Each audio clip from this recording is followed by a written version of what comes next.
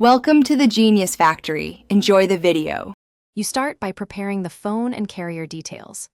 Open Settings, then Connections, and tap SIM Card Manager to see current slots. You need one physical SIM and one eSIM. Once done, choose Add Mobile Plan and scan the carrier QR or enter the activation code. This registers the eSIM profile. Make sure cellular data is off for the non-active line while provisioning to avoid conflicts, because the phone must negotiate service with the carrier during setup. After the eSIM is installed, you assign roles.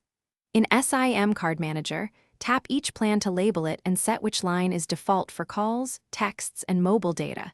This determines routing and billing. Then enable Dual SIM Always On if your carrier supports it, so you can receive calls on both lines. If not, turn on data switching. This lets the phone swap data when a call arrives. Doing this prevents dropped messages and clarifies which line uses cellular data. Finish by restarting the Galaxy to ensure both profiles register cleanly.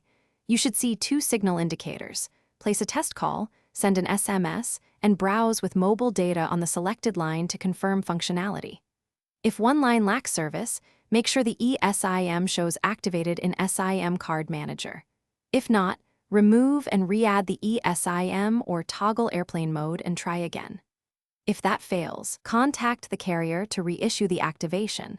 Their provisioning often resolves registration errors.